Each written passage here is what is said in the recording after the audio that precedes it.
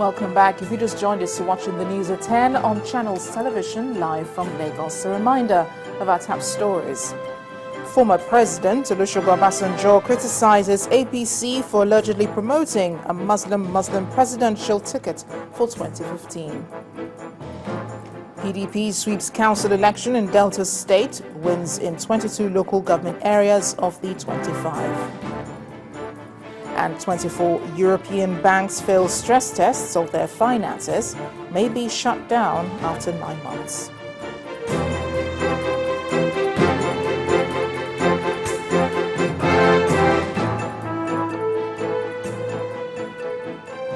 You can read up more on our top stories on our website, channelstv.com, and on youtube.com/channels, where you can watch any of our videos. But if you're on the move, then log on to m.channelstv.com to view us live on your mobile device and download the Channels TV app for Android, iOS, and Windows phones from their respective stores.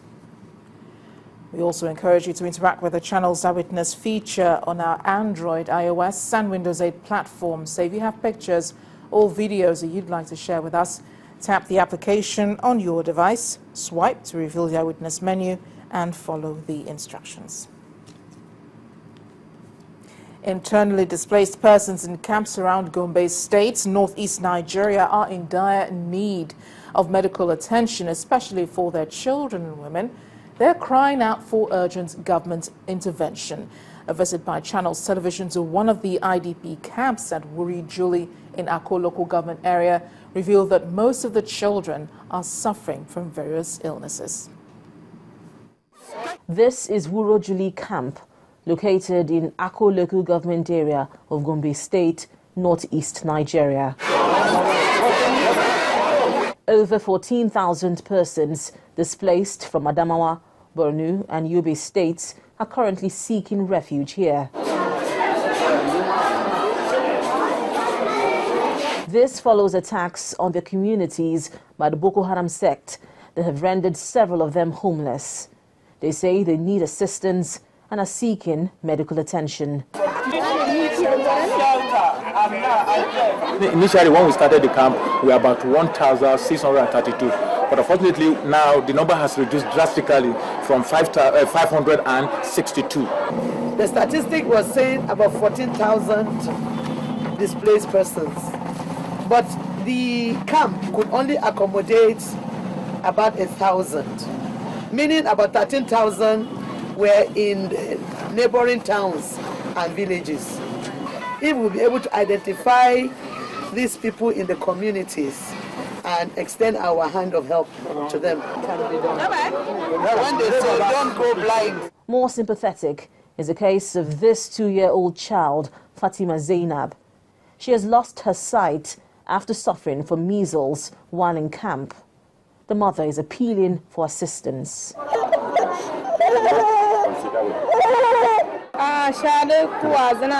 When we came to the camp, Fatima had measles. She was taken to the hospital for treatment.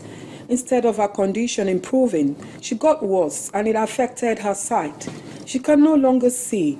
We are appealing to government and individuals to come to our rescue so that my daughter can regain her sight again.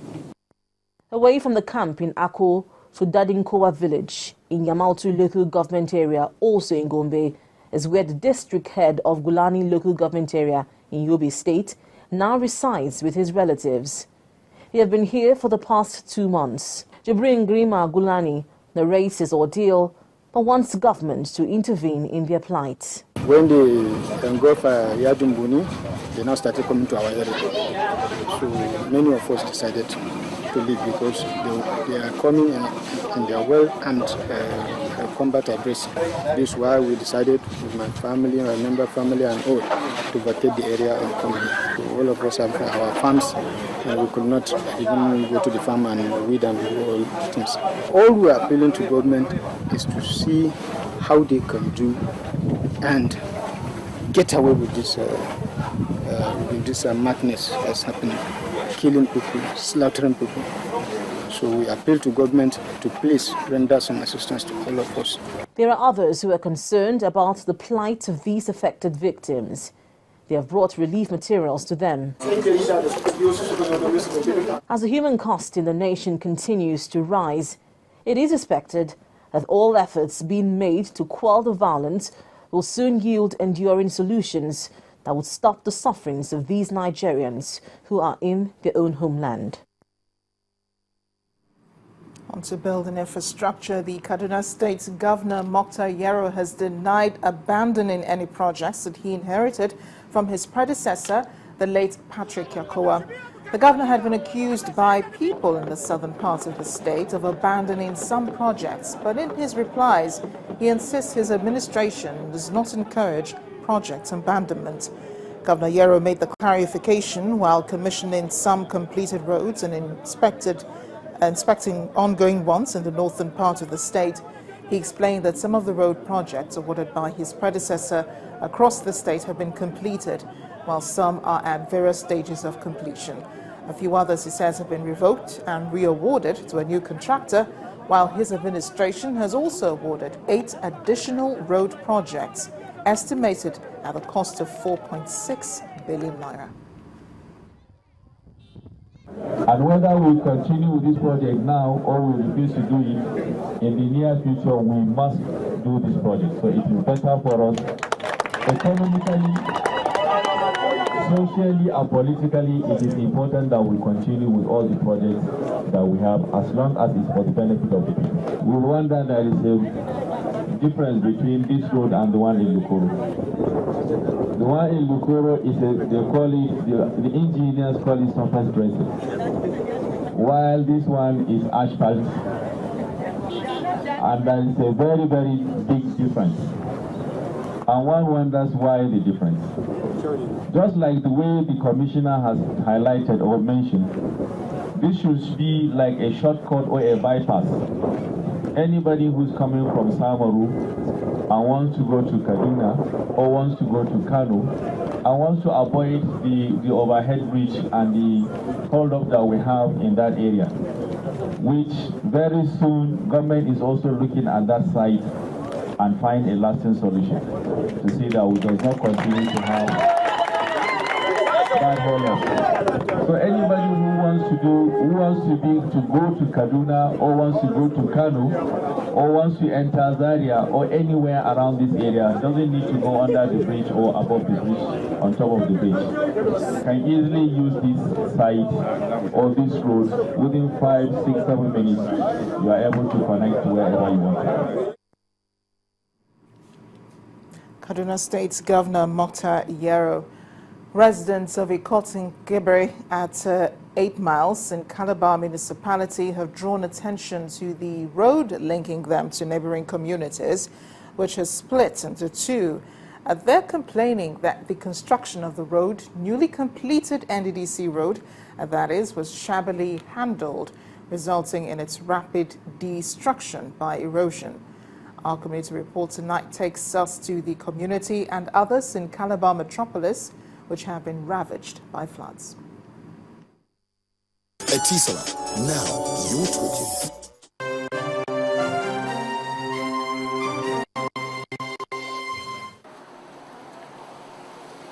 This road was constructed between 2012 and 2013 by the NDDC as part of their statutory responsibilities to ease vehicular movement and fast-track development in this community. But after a year, the joy that followed the road's construction is being threatened by gully erosion, which has cleaved the road, leaving the residents in fear of losing more than just property. There was a poultry farm here, sited here. So this thing has destroyed even the house that was laid to build. It has been destroyed already because of this thing. The work they did here was not perfect road job, because as in construction, they were supposed to channel it down. But they suspended the construction. That's why we are seeing what is happening now again. You see, and this one is like another work again. That there was a building there. The building has gone, and there were 2 poles here, electric poles. At that end, it has gone too. So what we are saying now is that the government, the NDDC in Ikot, should come back and reconstruct finish their job. The gully erosion disaster that has ravaged Ikot and Kebri and its road is also rampaging through adjoining communities, leaving a trail of destruction in its wake. And the yawning chasm appears to have a big appetite. We are afraid. We have been looking for the way to, even bamboo where we don't plant or don't go inside. I think that bamboo is to maybe at least secure ourselves also. But since the power of erosion and water is more than that one, they have been packing all the whole bamboo away. Residents along the path of the splitting earth have no choice but relocate for fear of being swallowed by the advancing menace. Only this commercial poultry farm is left perched precariously at the edge. The owner says he has nowhere else to go to. This thing going to take all these houses, and now the house, the mill finished, they do everything. The owner was here, so he packed, started to move the roof, pack everything, and even this one safe. The owner packed it, and even this one, even this area safe. My auntie has packed. It's only us, say, because of the business. At Ikot, residents allege that within the last 6 months, over 20 houses have again been consumed by the gully.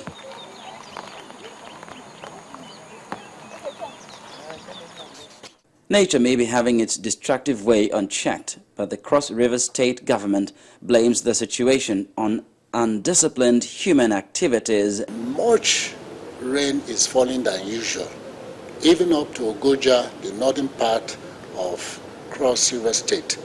You find that it is raining so heavily this month. And then, as this happens, those areas that are prone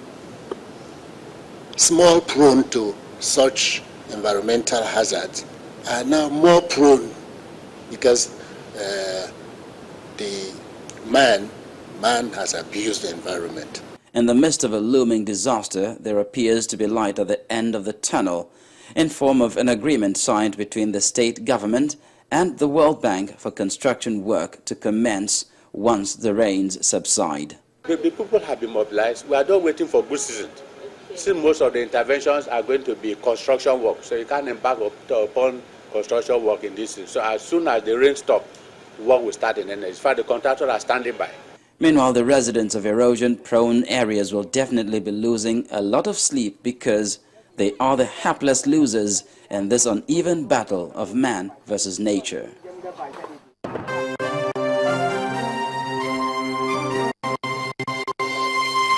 Etisala, now you're talking. Still ahead on the news at 10, Art Review celebrates the coming of age of the Music Society of Nigeria. Do join us again.